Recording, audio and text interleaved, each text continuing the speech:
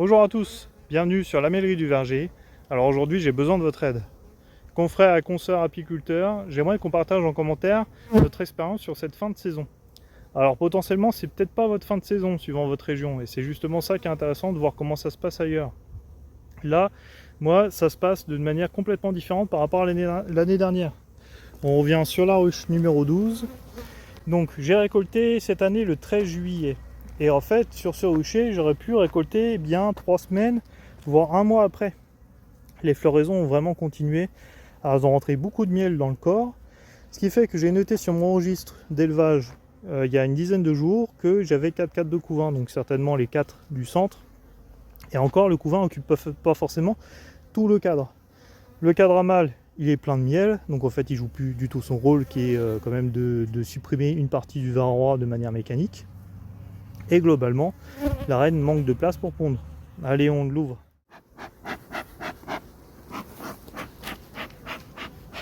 Alors, la différence entre cette année et l'année dernière, sachant que j'ai récolté à 2 jours près au même moment.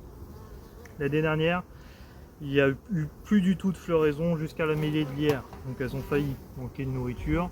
C'était très compliqué pour beaucoup de colonies. Et au final, pour préparer l'hiver, elles sont restées très populeuses avec des réserves de miel assez légères. Donc j'ai veillé tout ça, j'ai pas eu de perte hivernale pour des raisons de famine. Donc ça s'est quand même bien passé. Le problème là, de trop de nourriture, en quoi c'est un problème? Potentiellement, donc du coup la reine n'a plus de place pour pondre. Si elle ne pond pas, la colonie se renouvelle moins en population et donc du coup la colonie s'affaiblit. L'approche de l'hiver, c'est pas forcément dérangeant sur le nombre d'abeilles.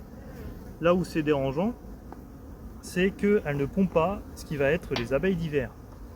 Alors, pour ceux qui ne sont pas dans le monde de l'apiculture, les abeilles d'hiver, ce sont des abeilles, les mêmes œufs que les abeilles, les ouvrières normales, sauf que pendant le stade larvaire, elles sont nourries avec un petit peu de gelée royale. La durée de vie de l'abeille d'hiver va aller jusqu'à 6 mois, contrairement à 6 semaines pour une abeille d'été, on va dire.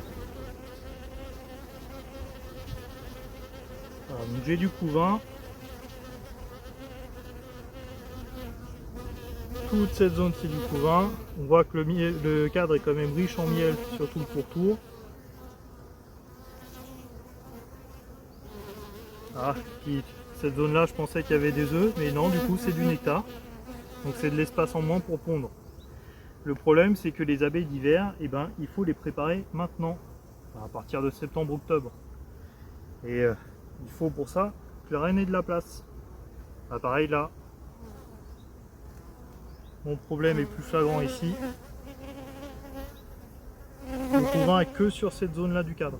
Tout le reste c'est du miel ou du nectar.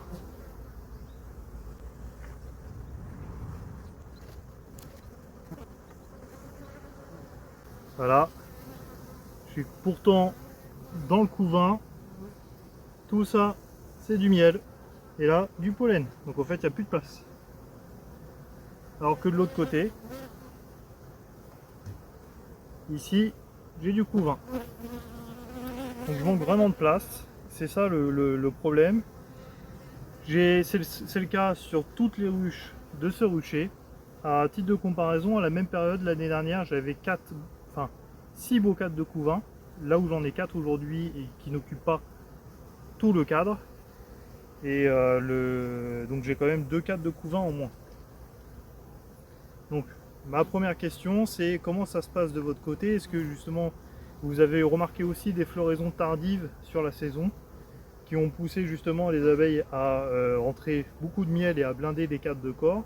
Est-ce que par rapport à d'habitude vous avez retardé votre récolte également? Et dernière chose, troisième point, le traitement contre le varroa qu'on commence dès que la saison est terminée d'un point de vue récolte, donc au plus tôt. Est-ce que du coup ça vous a reporté le traitement? Comment ça se passe d'un point de vue santé niveau varroa? Parce que moi, malgré le fait que j'ai du coup commencé le traitement peut-être plus tôt que certains, je constate quand même des abeilles atrophiées. Et je ne sais pas comment répondre à ça, puisque le traitement est en place. je ne me vois pas forcément retraiter par-dessus ou varomède, en tout cas pas maintenant, peut-être plus tard quand je retirerai les lanières.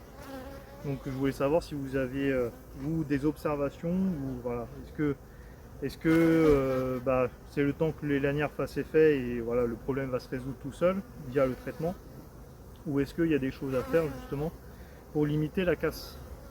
Donc voilà, globalement c'est mes 3 questions, c'est là où je voudrais de l'aide justement pour m'aider à mieux comprendre ce qui a pu se passer cette année.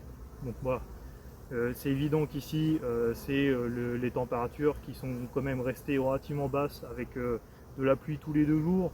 Donc en fait finalement la végétation n'a pas cramé, ce qui est bien pour la biodiversité, il n'y a aucun problème avec ça. Hein. C'est à moi, apiculteur, de m'adapter à ce qui se passe, à la météo et à la nature. Donc, voilà, ça s'est passé comme ça, c'est à moi de m'adapter. Mais du coup voilà, je sais qu'il y a eu beaucoup de floraisons tardives.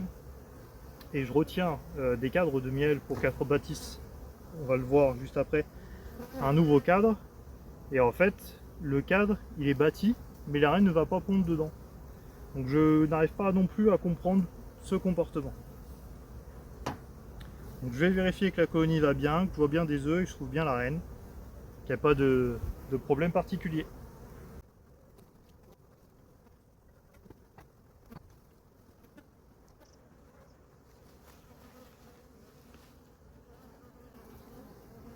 La reine est juste là. C'est toujours la même reine, celle qu'on avait insérée un peu plus tôt dans la saison suite à la grosse période d'essaimage. Et elle vient toujours du coup d'un éleveur professionnel. Ça se passe très bien. Et là justement sur ce cadre là, vous voyez qu'il y a beaucoup de larves et des œufs. Donc la ponte reprend. Mais il y a des endroits où ça manque quand même. Il y a des endroits où il pourrait avoir des œufs et du couvain.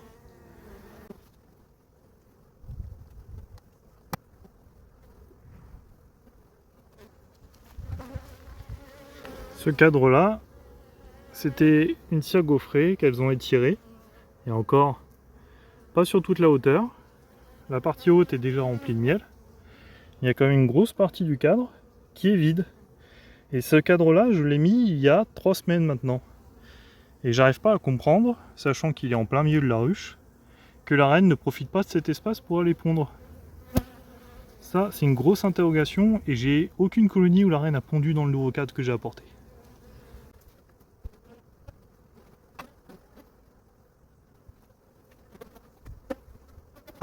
J'ai toujours 4 cadres de couvain, mais un peu éparpillés. J'ai un cadre bâti ici, dans lequel la reine ne pond pas. Donc d'une manière globale, j'ai beaucoup d'interrogations sur ce qui se passe. Je suis curieux d'avoir vos échanges en commentaire, votre retour. Alors dans la bienveillance, bien évidemment. Du moment qu'on prend soin de nos colonies, qu'on fait les traitements appropriés suivant leur maladie, qu'on traite le varroa, il n'y a pas de raison. Merci beaucoup pour votre temps. Allez, à bientôt.